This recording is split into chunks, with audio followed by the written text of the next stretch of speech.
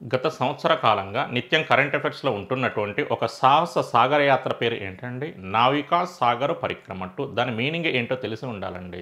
ఒక తెరచాప పడవ ద్వారా భారత నౌకాదళానికి చెందినటువంటి ఉమెన్ ఆఫీసర్స్ సముద్ర మార్గాన ఈ భూగోళాన్ని అంటే ఈ ప్రపంచాన్ని చుట్టేసి రావడానికి నిర్వహించినటువంటి యాత్ర. అందులో కూడా ఇది రెండవ యాత్ర. అందుకే దీనికి ఏ పేరు పెట్టారండి?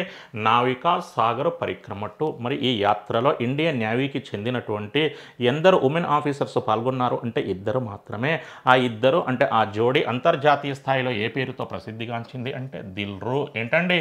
దిల్‌రూ. దిల్ అంటే లెఫ్టినెంట్ కమాండర్, దిల్‌నా. రూ అంటే లెఫ్టినెంట్ కమాండర్ రూప.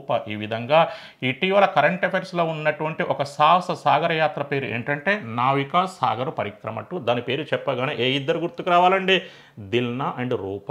మరి ఈ ఇద్దరు ఈ ప్రపంచాన్ని చుట్టేసి రావడానికి ఉపయోగించినటువంటి ఆ తెరచాప పడవ పేరు ఏంటంటే ఐఎన్ఎస్వి ధరిణి. ఏంటండి? ఐఎన్ఎస్వి ధరిణి. మరి ఈ ఇద్దరు తమ సాహస సాగర యాత్రను ఏ రోజు ప్రారంభించారు అంటే 2024 అక్టోబర్ 2న. ఏ రోజు విజయవంతంగా ముగించారు అంటే 2025 మే 29న. 2024 అక్టోబర్ 2, 2025 మే 29. అక్టోబర్ 2 ప్రత్యేకత ఏంటండి? గాంధీజీ జయంతి. మరి మే 29 ప్రత్యేకత ఏంటండి? ఎవరెస్ట్ దినోత్సవం. అంతేకాకుండా ఐక్యరాజ్య సమితి శాంతి పరిరక్షకుల అంతర్జాతీయ దినోత్సవం. నెక్స్ట్ అండి, మరి ఈ ఇద్దరు ఈ తెరచాప పడవ ద్వారా ప్రపంచాన్ని చుట్టేసి రావడానికి, ఈ భూగోళాన్ని చుట్టేసి రావడానికి ఎన్ని రోజులు పట్టింది అంటే దాదాపు 8 నెలలు. ఏంటండి?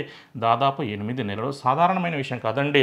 ఇద్దరు మహిళలు ఒంటరిగా ఈ ప్రపంచాన్ని 8 నెలల్లో చుట్టేసి రావడం జరిగింది. నెక్స్ట్ అండి, మరి ఈ ఇద్దరు ఎక్కడి నుండి అయితే తమ యాత్రను ప్రారంభించారో అక్కడే ముగించారో అది ఒక తీర రాష్ట్రం. అది ఏంటో కామెంట్ సెక్షన్లో కామెంట్ చేసే ప్రయత్నం చేయండి. Thank you.